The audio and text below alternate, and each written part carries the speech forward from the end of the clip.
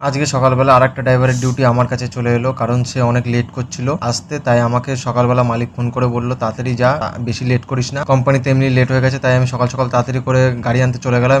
গাড়ি নিয়ে সোজা চলে গেলাম কোম্পানিতে গিয়ে জানলাম যে 2 নম্বর ইউনিটে আমার মাল লোড হবে। তাই সোজা চলে গেলাম গাড়ি নিয়ে 2 নম্বর ইউনিটে গিয়ে মাল লোড করার পরে সেই ভাঙাচোরা সরকারি রাস্তা দিয়ে চলে এলাম 1 নম্বর ইউনিটে এসে জানতে পারলাম যে আমার আরেক জায়গায় যেতে হবে, আর একটা ট্রান্সপোর্ট প্লাস গোডাউনে 2 জায়গায় যেতে হবে। তাই সবার প্রথমে সব মাল লোড টোড করে তারপরে বসেছিলাম অনেকক্ষণ। বসে থাকার পরে চালান নিলাম, চালান নিয়ে সবার প্রথমে চলে গেলাম আজকে একটা হোটেলে গিয়ে পরোটা খেলাম, কারণ বাড়ি আসার টাইম ছিল না, আমার 2-3 জায়গায় যেতে হবে। তারপরে গোডাউনে চলে গেলাম, গোডাউনে মাল খালি করতে করতে হঠাৎ খবর এলো যে ট্রান্সপোর্টের মালটা ক্যান্সেল হয়ে গেছে, ওই মালটা নিয়ে আমার আবার রিটার্ন আসতে হবে। তাই ওখান থেকে আমি সোজা বাড়ি চলে এলাম।